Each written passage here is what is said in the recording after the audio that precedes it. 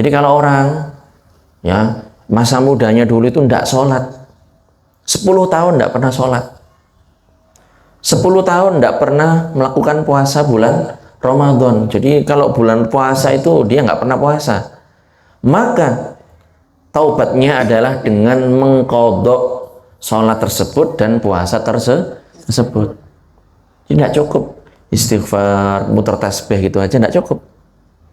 Harus mengqadha ibadah-ibadah wajib yang dulu dia tinggalkan. Nah, ini penting ini. Kadang orang tiba-tiba berubah lebih islami, ya mending. Tapi karena dia nggak ngaji, dia nggak tahu, dikira sudah cukup kayak gitu. Dulu mungkin menggunakan pakaian yang serba kekurangan bahan dan kelihatan, you can see. Nah, sekarang sudah tertutup begitu, pakai hijab. Itu tidak cukup. Itu ya bagus, permulaan yang bagus. Tapi tidak cukup. Kalau dulu nggak sholat, dulu nggak puasa yang wajib ya. Atau dulu sholat tapi sholatnya itu nggak genah. Nggak genah, ngerti ya ibu ya? Jadi sholatnya asal-asal sembarang angger sholat. Asal-asalan sholat. Itu. Nggak tahu, ternyata ada bagian auratnya yang terbuka. Setelah ngaji, dia harus mengqadha itu. Itu termasuk bagian dari taubat. أبيض بالحمرة مزدان بالمسك يفوح وبالند هذا جمال حبيبي. Assalamualaikum warahmatullahi wabarakatuh. Alhamdulillahi rabbil alamin. Wassalatu wassalamu ala sayyidina Muhammadin thahal amin wa ala alihi wa ashabihi tayyibin at-tahirin. Allahumma la sahla illa ma ja'altahu sahla wa anta ya hayyu ya qayyum taj'alul hazna idza syi'ta sahla. Allahumma rzuqna al-ikhlas fil qawli wal amali wan niyyah. Kita alhamdulillah para jamaah sudah sampai di pembahasan mengenai taubat ya. Seperti biasa, mari kita hadirkan dalam hati kita niat mencari ridho Allah Subhanahu wa taala dengan mendengarkan serta mengikuti kajian ilmu agama. Setelah sebelumnya sudah dibahas mengenai macam-macam maksiat, maksiat hati, maksiat anggota badan, mata, mulut, telinga, tangan, kaki, kemaluan, dan seterusnya, maka kita akan menjelaskan mengenai taubat. Orang yang sudah terlanjur jatuh kepada perbuatan maksiat, perbuatan yang diharamkan, perbuatan yang merupakan dosa yang dilarang oleh agama, maka dia punya kewajiban untuk bertaubat. Jadi taubat ini hukumnya adalah wajib, berarti harus dikerjakan, tidak boleh ditinggalkan. Dan taubat ini adalah harus seketika, tidak boleh ditunda-tunda, karena orang tidak tahu kapan dia meninggal dunia. Oleh karenanya, seseorang yang sudah terlanjur jatuh kepada kubangan maksiat, ya, lumpur dosa, dia harus segera bertaubat. Taubat ini para jamaah bukan hanya sekedar mengucapkan astaghfirullah, enggak. Ada rukun-rukunnya. Dan taubat ini ya, tadi sudah saya jelaskan hukumnya wajib baik dari dosa besar maupun dosa kecil. Loh, dosa ada ukurannya, ada. Ada dosa besar, ada dosa kecil. Dosa besar ini harus bertaubat. Dosa kecil juga sama. Walaupun dosa kecil itu pasti akan diampuni oleh Allah Subhanahu wa taala. Jadi dosa-dosa kecil itu selama tidak menjadi dosa besar, itu pasti akan mendapatkan ampunan dari Allah Subhanahu wa taala. Jadi orang misalnya ya, dia melakukan dosa-dosa kecil, kemudian dengan dia berwudu, Waalaikumsalam, dengan dia berwudu, dosa-dosanya diampuni, digugurkan oleh Allah Subhanahu wa taala. Dengan dia berbuat kebaikan, ya, kalau kebaikannya diterima, dosa-dosa kecilnya juga akan terhapuskan. Ada hadisnya ini, wa'ad bi'is sayyi'atal hasanata tamhuha wa khaliqin nasa bi khuluqin hasanin. Jadi orang yang sudah terlanjur melakukan perbuatan dosa-dosa kecil, ya, ini anjuran, tips, ya, ajaran dari baginda Rasulullah adalah orang ini mengikutinya, menyertainya dengan mengerjakan perbuatan-perbuatan baik. Jadi kalau seseorang terlanjur berbuat maksiat, ya, dosa-dosa kecil, hendaknya dia mengikutinya dengan perbuatan kebaikan, dengan harapan perbuatan buruk itu dihapuskan oleh Allah Subhanahu wa Ta'ala. Cuman begini, tetap seseorang itu harus bertaubat. Kenapa? Karena kita tidak tahu amalan-amalan kita yang diterima oleh Allah itu yang mana, kita tidak tahu. Oleh karenanya tetap harus bertaubat, baik dari dosa kecil maupun dosa besar. Bedanya apa dosa kecil dengan dosa besar? Dosa besar itu ada ancamannya. Ya, dosa kecil juga ada gitu, tapi dosa besar ini ada hukumannya. Misalnya orang kalau berzina itu dirajam. Orang kalau mencuri dengan ukuran tertentu itu potong tangan. Hukum Islam seperti itu. Orang kalau menuduh zina juga sama, ada hukumannya. Nah, ini makan harta riba ini diancam dengan masuk neraka dan seterusnya. Ada hadisnya yang menyebutkan seperti itu. Itu dosa besar. Jadi ada ancamannya yang lebih, ya, dibandingkan dengan dosa kecil. Kalau dosa kecil itu misalnya mencuri yang remeh, mencuri sebutir anggur, itu dosa kecil.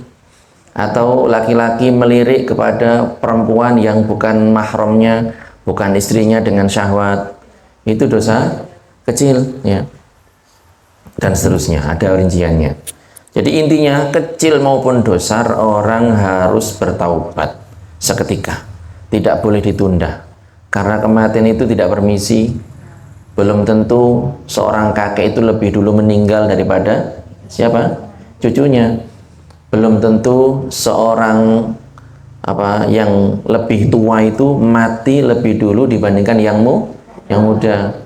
Belum tentu orang yang sakit parah begitu lebih dulu meninggal daripada orang yang sehat bugar. Ada orang nggak ada hujan, nggak ada angin, ya karena memang usianya segitu, ajalnya tiba mati. Nggak pakai sakit, nggak pakai apa-apa, tiba-tiba mati.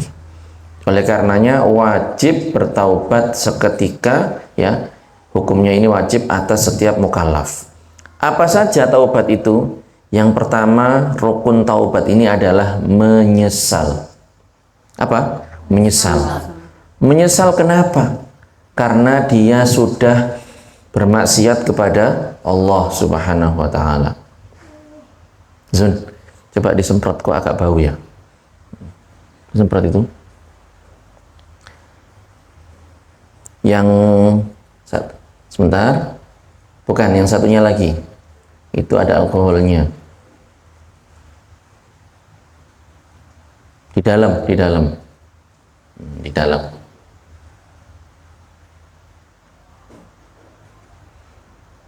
Ya, semprot di atas gitu, gitu.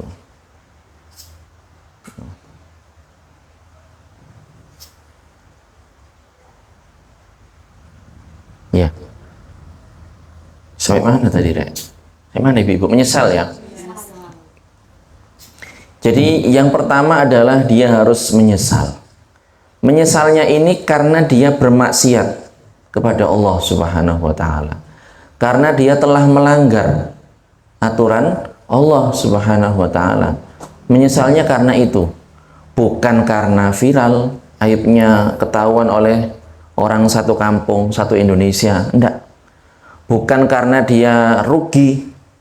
Bukan karena ternyata korbannya ini adalah keluarganya sendiri. Bukan karena itu. Jadi dia ini menyesalnya adalah karena dia telah berbuat maksiat, melanggar perintah Allah Subhanahu wa Ta'ala. Jadi bukan karena tadi ya, karena ketahuan, karena viral, karena aibnya terbongkar, karena dia merugi, karena yang dia bunuh ini ternyata keluarganya sendiri, dan seterusnya.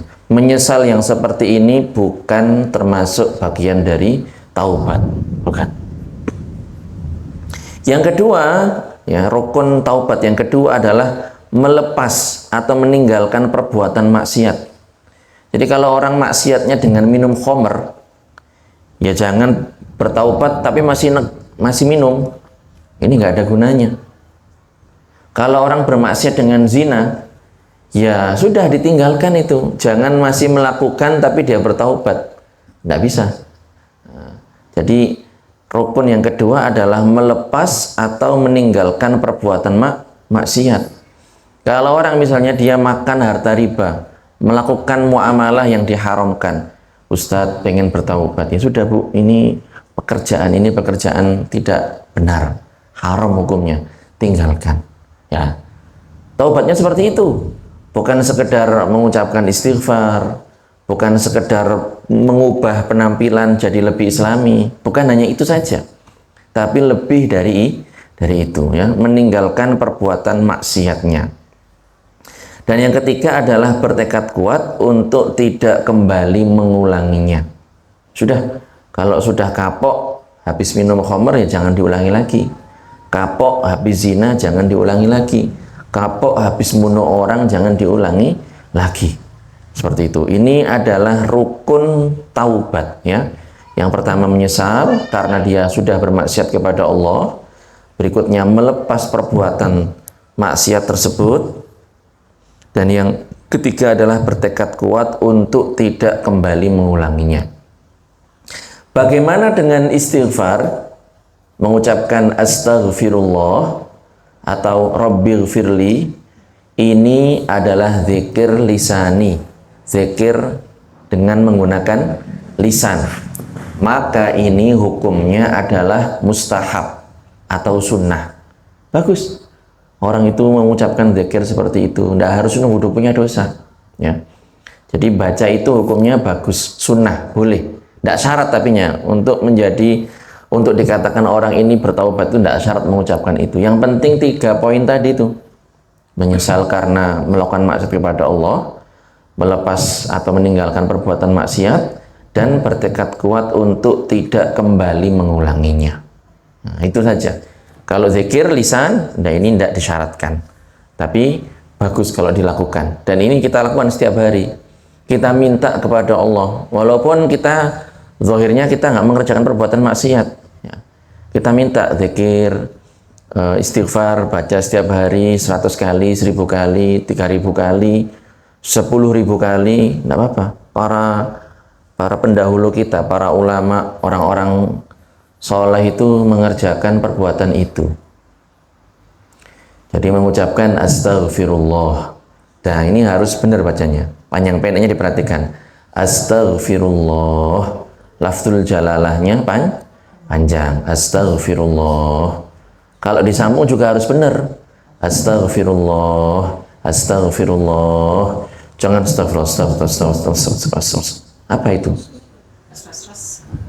Panjang pendeknya ini diperhatikan. Iya, haknya jangan sampai hilang. Kalau mau lebih mudah, ada lagi bentuk redaksi yang lain. Rabbighfirli, Rabbighfirli, Rabbighfirli. Itu lebih pendek, lebih enak. Monggo. Ya. Rabbighfirli itu juga boleh. Astaghfirullah, aku mohon ampun kepada Allah. Rabbighfirli, ya Allah, ampunilah dosaku, ampunilah aku. Sama, monggo. Dengan mau yang pertama, mau yang kedua, boleh. Yang penting bacanya harus benar, ya. Tidak harus keras, boleh pelan-pelan, boleh sedapatnya. Dan istighfar ini luar biasa para jamaah. Istighfar ini luar biasa. Orang kalau seandainya rezekinya seret, nah ini baca istighfar yang banyak. Di Al-Quran disebutkan ini. Orang kalau seandainya belum diberikan keturunan oleh Allah Subhanahu wa Ta'ala, ya, ini juga membaca istighfar. Kalau seandainya daerahnya itu tidak turun-turun hujan, maka orang-orang kampung itu dianjurkan untuk membaca istighfar. Jadi banyak manfaatnya ini. Ya, benar-benar merendahkan diri kepada Allah Subhanahu wa Ta'ala. Orang Jawa bilangnya DP begitu. Beneran minta kepada Allah Subhanahu wa Ta'ala agar hajat-hajatnya segera dikabulkan oleh Allah Subhanahu wa taala. Seperti itu. Kalau seandainya tadi belum dikaruniai keturunan, ini suami istri. Suami istri tuh. Walaupun mungkin sudah divonis oleh dokter misalnya nggak subur atau mandul. Doa, minta kepada Allah Subhanahu wa taala, istighfar ya, biar diberikan keturunan oleh Allah Subhanahu wa taala. Ada kok, ada salah seorang nabi itu ya yang lama nggak punya keturunan. Tahu nabi siapa para jamaah? Nabi siapa? Nggak tahu ya. Nabi Zakaria. Nabi siapa? Zakaria. Salah. Monggo. Nabi Zakaria ini sudah sepuh, istrinya juga sudah sepuh gitu. Nah, tidak diberikan keturunan oleh Allah Subhanahu wa taala. Tetapi akhirnya minta kepada Allah ya, dan diberikan keturunan. Karena yang menjadikan manusia adalah Allah Subhanahu wa taala. Kalau Allah sudah berkehendak, pasti akan terjadi. Masya Allahu kan wa ma lam yasha lam yakun. Masya Allahu kan, apapun yang sudah dikehendaki oleh Allah, kana pasti akan terjadi. Wa ma lam yasha lam yakun. Dan apa yang tidak dikehendaki oleh Allah pasti tidak akan terjadi. Jadi kalau orang itu ya pada azal ya sudah dikehendaki oleh Allah dia akan naik haji, semiskin apapun dia pasti dia akan naik haji. Tapi kalau orang itu tidak dikehendaki oleh Allah naik haji, sekaya apapun tidak akan naik haji. Walaupun sudah daftar, ada aja halangannya. Kenapa? Karena tidak dikehendaki oleh Allah Subhanahu wa taala. Semua yang terjadi di alam semesta ini merupakan kehendak Allah. Kalau ada orang punya keinginan nggak terjadi, ya berarti tidak dikehendaki oleh Allah Subhanahu wa taala. Lah kita ini apa yang harus kita kerjakan? Yang harus kita kerjakan adalah ikhtiar, usaha, upaya, lahir maupun batin. Lahir ya kerja yang halal, yang benar, yang rajin ya. Itu usaha lahir kita itu. Kalau memang pengen punya anak ya berarti makan makanan yang bergizi. Kalau perempuan ya jangan stres. Jangan stres ya. Jangan banyak mikir yang macam-macam. Sudah. Itu seperti itu karena ini sangat pengaruh. Usaha batinnya ya minta kepada Allah Subhanahu wa taala. Minta kepada Allah Subhanahu wa taala. Begitu. Jadi memang itu kan rezeki kan. Anak itu kan juga bagian dari anugerah yang diberikan oleh Allah kepada hambanya. Itu. Kadang ada orang begitu ya dia sudah berupaya, sudah usaha ini usaha itu, tapi karena memang tidak dikehendaki oleh Allah, ya tidak akan punya anak. Tapi apapun itu, mau kehendaknya hamba, keinginannya hamba itu dikabulkan atau tidak oleh Allah, hamba itu harus selalu bersyukur. Gitu. Sawang sinawang gitu. Jadi memang ya dunia ini tempat tidak sempurna. Ada orang yang kaya raya, kerjaannya mapan, rumahnya bagus, magrong-magrong, ya. Jadi secara ekonomi itu tidak ada masalah, ya. Secara pendidikan juga tidak ada masalah. Tapi mereka tidak dikaruniai anak. Ada juga yang sebaliknya, ya. Ekonominya seret, anaknya banyak begitu. Ya memang bagiannya masing-masing seperti itu. Yang penting hamba itu bersyukur begitu. Dalam urusan duniawi orang harus melihat ke yang lebih bawah, Kalau kita misalnya nggak punya kendaraan, ya jangan lihat orang yang punya kendaraan. Lihat sebagian orang itu nggak punya kaki. Sebagian orang nggak punya kaki begitu. Itu akan lebih mendorong kita untuk semakin bersyukur kepada Allah Subhanahu wa Ta'ala. Kalau urusan dunia itu tidak ada habisnya sampai orang itu meninggal dunia. Orang itu kalau seandainya diberikan gunung emas, 2 gunung emas, ya dia pasti akan minta lagi. Nggak ada habisnya. Seperti itu. Ya. Dan dunia dengan akhirat, itu kata ulama, bagaikan timur dengan barat. Bagaikan timur dengan barat. Kalau panjenengan lari ke timur, mendekat ke arah timur, semakin dekat apa semakin jauh dengan arah barat? Semakin jauh. Kalau sebaliknya, kalau panjenengan lari ke barat, semakin dekat apa semakin jauh dengan arah timur? Semakin jauh. Jadi memang seperti itu. Dunia dan akhirat itu layaknya timur dengan barat. Kalau seseorang mendekat ke salah satunya, pasti dia akan menjauh dari yang lain. Ya bukan berarti orang itu tidak kerja. Oh tadi katanya Ustadz sudah akhirat tok. Ya bukan gitu, bukan begitu. Jadi begini, kita itu ketika ya, mencari ma'isyah, penghidupan, yaitu sekadarnya saja, seperlunya saja. Ya sekadar untuk menyambung hidup. Laki-laki ya karena dia punya tanggungan. Dia punya anak, punya istri yang itu menjadi kewajibannya memberikan nafkah kepada mereka. Begitu. Jangan habis ngaji kemudian ya punya kerjaannya ditinggalkan, kemudian mengurung diri di kamar, zikiran tok. Ya enggak, saya enggak bilang kayak gitu. Jadi tetap tetap kerja. Kalau memang punya tanggungan kerja. Tapi kerja ini bagi orang yang enggak punya tanggungan enggak wajib begitu. Enggak wajib. Tapi kalau punya tanggungan, punya anak, punya istri, punya hutang, ya dia wajib kerja. Wajib untuk membayar hutangnya, ya diantaranya dengan cara kerja seperti itu. Jadi harus diperhatikan, Mas. Yang saya kehendaki adalah jangan sampai orang itu sibuk dengan urusan duniawi, akhiratnya lupa. Kebanyakan orang kan seperti itu, sholatnya berantakan, urusan akhirat nggak diperhatikan, kan begitu kan? Jadi udahlah nanti aja sekarang sibuk kerja, kemudian kalau dapat uang buat seneng-seneng, kan begitu. Orang-orang duniawi kan seperti itu, ngumpulin duit, begitu akhir bulan buat belanja, seneng-seneng, ibadah nggak ada sama sekali.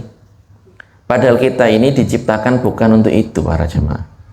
Kita diciptakan ini untuk diperintahkan beribadah kepada Allah Subhanahu wa Ta'ala. Wa ma khalaqtul jinna wal insa illa liya'budun. Jadi Allah berfirman, tidaklah Allah menciptakan bangsa manusia dan bangsa jin kecuali agar Allah perintahkan mereka untuk beribadah kepadanya. Jadi itu tujuan kita diciptakan. Ya kita bekerja ya untuk tadi itu menyambung hidup, biar kita bisa hidup yang layak, biar ini menjadi fasilitas kita beribadah kepada Allah Subhanahu wa Ta'ala, biar nyaman beribadah. Itu tujuannya itu. Kalau tujuannya seperti itu bagus. Kerja misalnya tujuannya untuk menafkahi keluarga, bagus. Kerja tujuannya supaya bisa membantu orang-orang yang membutuhkan, bagus. Jadi tujuannya dibikin seperti itu, ditata seperti itu. Soalnya beberapa orang itu menjelaskan dengan penjelasan yang keliru. Mereka mengatakan dunia dan akhirat itu harus imbang. Enggak. Itu enggak benar. Karena ayatnya jelas, walal akhiratu khairu wa abqa. Akhirat itu lebih baik, khair, wa abqa, lebih kekal. Makanya ada ungkapan dunia sementara, akhirat selamanya. Jadi pakai baju ya seperlunya saja. Orang misalnya punya baju 1 lemari, apakah dipakai semuanya? Enggak, paling gantian satu-satu. Gitu. Orang misalnya bisa makan enak misalnya, dia nggak akan bisa makan kecuali yang sesuai dengan porsi perutnya. Ya, kalau misalnya ada prasmanan begitu, acara hajatan di hotel, di gedung, yang disajikan banyak macam begitu kan, ada rawon, ada soto, ada gulai, ada sate kambing, sate ayam, begitu kan, ada seafood, makanan Cina, makanan Arab, semuanya lengkap. Mau dimakan semuanya? Nggak bisa. Pasti ya satu piring begitu aja. Kalau mundung menggunung pun sudah mengkeh-mengkeh. Minum juga paling berapa gelas gitu kan. Walaupun di situ dihadirkan berbagai macam jenis minuman, cendol dawet, ya, apalagi es doger, es krim, nggak akan mampu, nggak akan mampu. Itu pun setelahnya diproses, ya sudah 3 jam, 4 jam, 5 jam jadinya seperti itu. Dunia kayak gitu para jamaah. Artinya apa? Ya kita harus kita tata niat kita itu. Hal-hal yang sifatnya mubah, seperti apa? Makan, tidur. Ya. Ini kan mubah kan. Orang boleh tidur, boleh tidak tidur. Orang boleh makan, boleh tidak makan. Itu kita tata niatnya. Saya tak tidur supaya saya kuat beribadah. Saya tak makan biar saya kuat beribadah. Kalau ditata niatnya seperti itu, dia akan mendapatkan pahala dari Allah Subhanahu wa Ta'ala. Makanya kita itu harus rutin menghadiri kajian seperti ini, harus rutin. Kalau lalai, oh diingatkan lagi. Saya mengingatkan jenengan, saya juga mengingatkan diri saya sendiri, mengingatkan keluarga saya juga. Seperti itu, ada yang mengingatkan, ada yang menasehati, gitu. Kalau orang sibuk, gitu ya, memang setan tuh bikin sibuk, gitu. Bikin sibuk.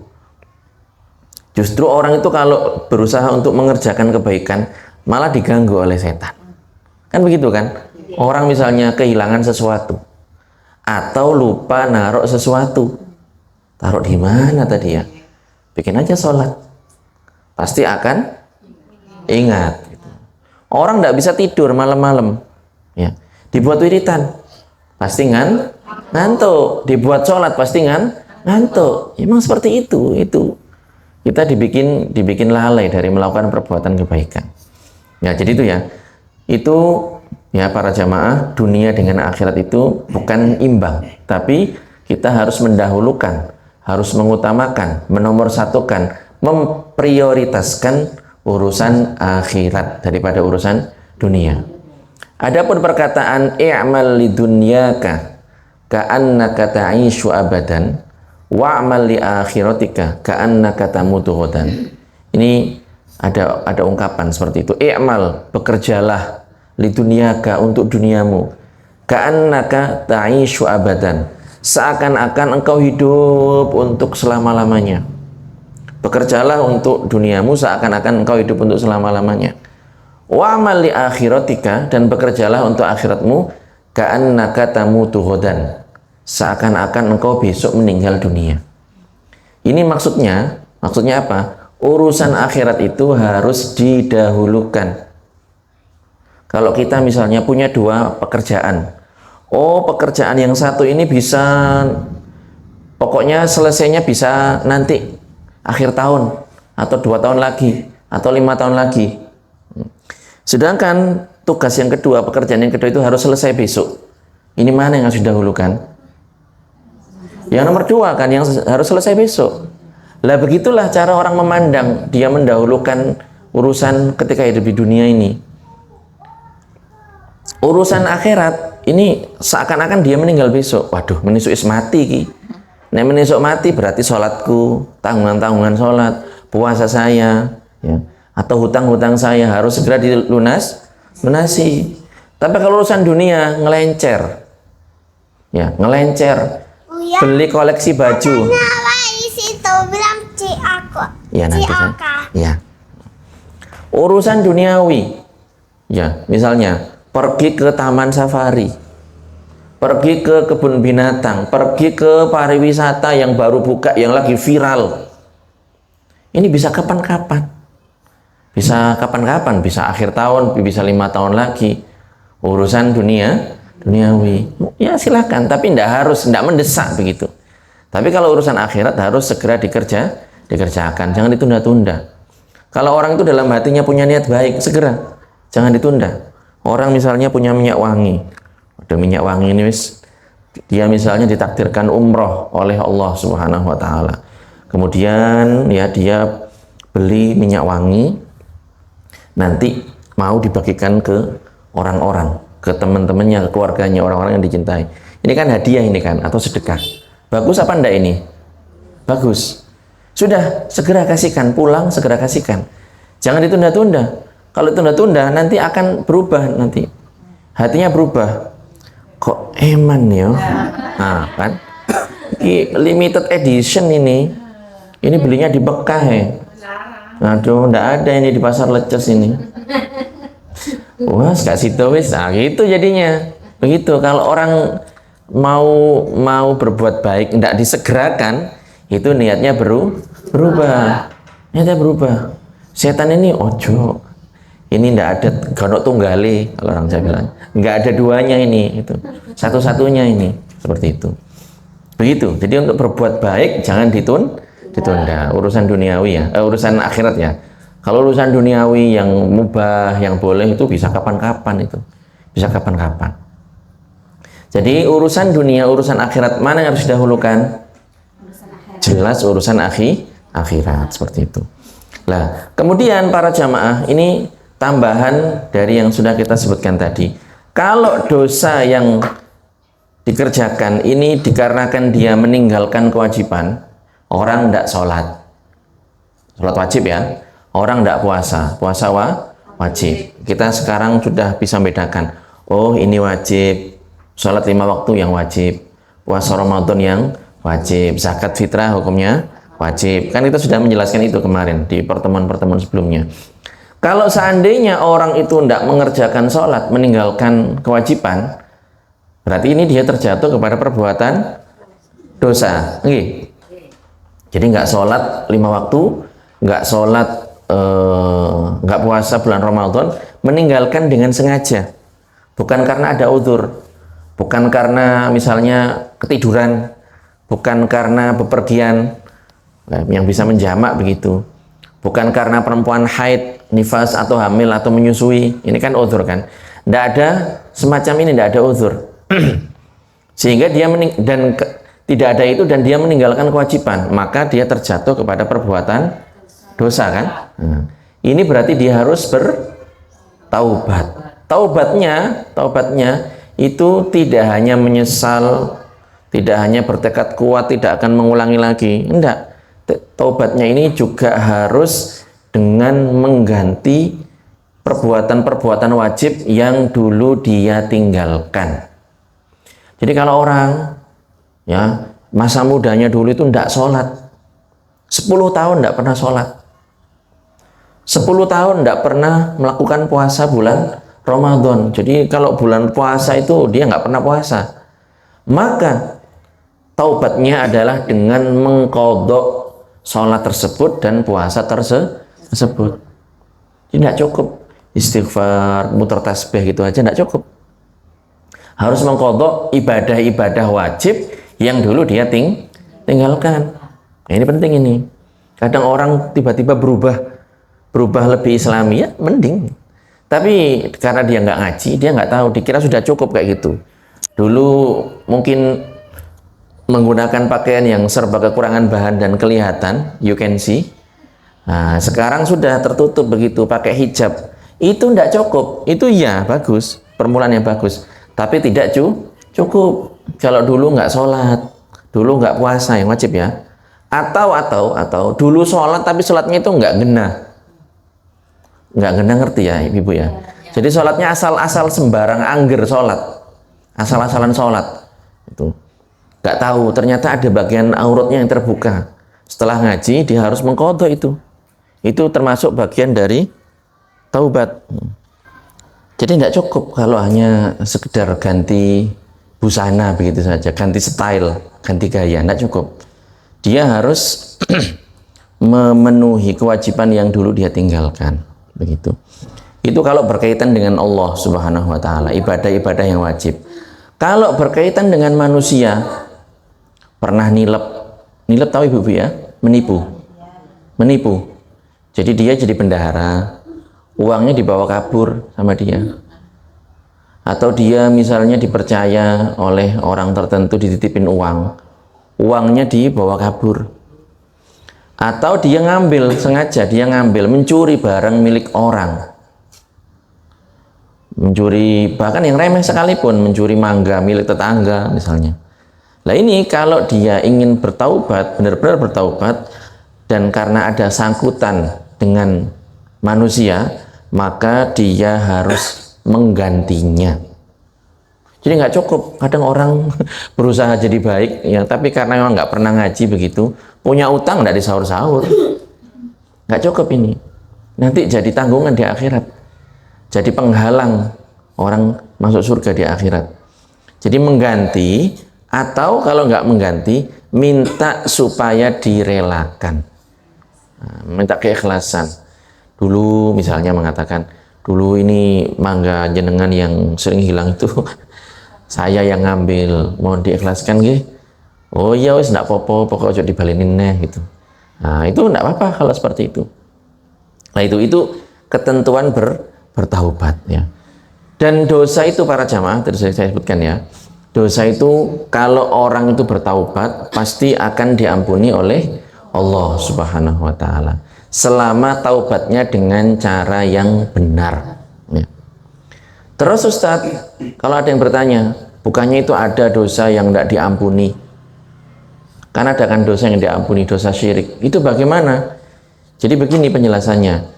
Perbuatan syirik itu tidak diampuni oleh Allah adalah bagi orang yang meninggal dalam kondisi seperti itu dan belum sempat bertaubat. Itu maksudnya.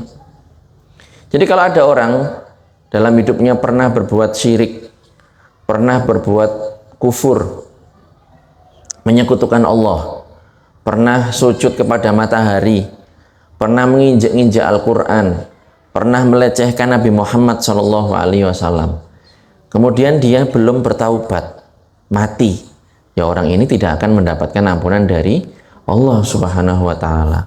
Tetapi kalau orang ini bertaubat dengan taubat yang benar, karena dia syirik, karena dia kufur, ini kan berarti dia harus mengucapkan 2 kalimat syahadat dengan niat masuk Islam. Misalnya seperti itu ya. Jadi misalnya pernah melecehkan Nabi Muhammad, maka dia bertaubat, taubatnya adalah dengan masuk Islam, mengikrarkan kembali 2 kalimat syahadat, asyhadu alla ilaha illallah wa asyhadu anna muhammadar rasulullah. Ya maka orang ini akan diterima taubatnya oleh Allah Subhanahu wa taala. Adapun dosa selain syirik, misalnya orang pernah melakukan perbuatan dosa besar selain syirik, zina, belum sempat bertaubat, mati. Minum khamar, belum sempat bertaubat, mati. Mencuri dengan jumlah yang besar, atau korupsi dengan jumlah yang banyak, belum sempat bertaubat, mati. Tapi dia muslim, mukmin, beragama Islam, mati, belum sempat bertaubat. Bagaimana orang seperti ini? Orang seperti ini tergantung kehendak Allah Subhanahu wa taala. Kalau Allah menghendaki, maka orang ini dia ampuni dosanya, ya. Karena diampuni dosanya dia masuk surga. Tapi kalau tidak diampuni dosanya, dia masuk neraka terlebih dahulu. Tapi nanti pada akhirnya akan keluar dari neraka, masuk ke dalam surga. Jadi dalam keyakinan kita para jamaah, surga ini hanya punya orang Islam. Keyakinan kita seperti itu, makanya kita mempertahankan keislaman kita. Apapun yang terjadi, kita mempertahankan keislaman kita. Itulah yang dicontohkan oleh perempuan tukang sisir dari putrinya Raja Fir'aun, Masyitoh binti Fir'aun. Dia bertahan sampai digodok dengan anak-anaknya sekalipun, dia mempertahankan keislamannya. Kenapa? Ya seperti apapun siksa di dunia, pada akhirnya dia akan masuk surga. Seperti itu. Makanya ini penting, jangan sampai orang podo wae sing penting dadi wong apik. Kan sebagian orang sekarang itu ada paham seperti itu. Pokoknya jadi orang baik. Agamanya apa saja, yang penting jadi orang baik. Enggak benar itu. Enggak benar. Yang benar adalah kita beragama Islam dan menjadi orang baik. Karena orang itu sebaik apapun, kalau dia tidak beriman, bukan beragama Islam, maka dia ini nanti di akhirat amal kebaikannya tidak akan diterima oleh Allah Subhanahu wa taala. Tidak akan diterima oleh Allah Subhanahu wa taala. Sebaik apapun di mata manusia. Karena apa? Dia telah melalaikan kewajiban yang paling utama, yaitu beriman kepada Allah Subhanahu wa taala. Yang menciptakan dia, yang ngasih dia hidup, yang memberi dia nyawa, yang memberikan dia nikmat. Dia kalau berbuat baik, tenaganya siapa yang menjadikan? Allah Subhanahu wa taala. Hartanya siapa yang memberikan rizki? Allah Subhanahu wa taala. Lah dia tidak beriman kepada Allah Subhanahu wa taala, maka itu tidak dianggap, tidak benar. Jadi bukan asal jadi orang baik di pandangan manusia, enggak. Tapi baik dan buruk itu menyesuaikan dengan ketentuan syariat. Percuma. Orang itu percuma kalau dia baik di mata manusia, tapi dia tidak beriman kepada Allah Subhanahu wa taala. Jadi itu para jamaah ya, kita alhamdulillah sudah menyelesaikan pembahasan mengenai taubat. Mudah-mudahan ya kita dijaga oleh Allah Subhanahu wa taala dari berbagai macam bentuk kemaksiatan ya. Kita diberikan kekuatan oleh Allah untuk melaksanakan segala macam kewajiban ya, dan kita istiqomah. Ilmu agama ini masih banyak. Karena kita sekarang sudah masuk di bulan Rajab, bulan Sya'ban ya. Insya Allah ini bukunya sudah selesai, tapi nanti akan saya ulang dikit-dikit. Kita akan membahas mengenai puasa secara detail. Puasa ini bagaimana ketentuannya, seperti itu menjelang bulan Ramadan, bulan puasa, biar paham benar penjelasan mengenai puasa. Jadi itu para jemaah, mudah-mudahan bermanfaat. Wallahu subhanahu wa ta'ala a'lam wa ahkam. Silahkan kalau ada yang mau ditanyakan.